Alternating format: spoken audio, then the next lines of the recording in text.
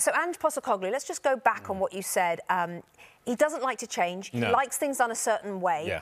What should he have done differently in the second half? Well, as Gary said, at 2-0 up, Rebecca, we got 3 points and we go back-to-back wins. So there's times in the game when you don't have to get a third.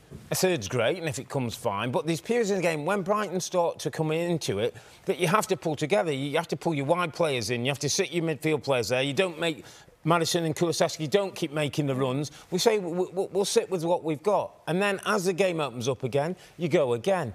And this team just feel like... There's a horrible word that sticks to this football club, and it's called being Spursy. And if I was a Spurs player, I would hate it, because it sounds of unprofessionalism and that you don't know how to get the job done. And Ange Postecoglou, for some of his stubbornness, has to change his way if his team are going to be successful. Robert, do you think him standing in the middle of the pitch there at the end, just staring into space, because that was probably for about a minute or so, do you think that was quite unusual? But yeah, I think he's either sending a message or he's taking things in and saying, maybe I might have to just look at my tactics and might have to just change the way we're going to do things. Because unless he does become more flexible, how do they take that next step forward?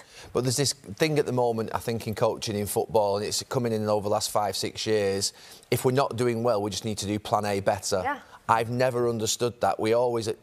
When I played the game, if you couldn't play attacking, you had to defend, play a little bit deeper. If a team was stronger than you and had to compete on set pieces, then that's the way in which you'd have to play. You'd have to adapt to the game that you're playing in.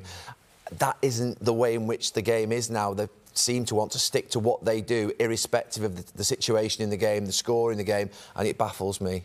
Well, it's hard to see how they can move forward unless he changes. Well, absolutely. And, you know, at half-time...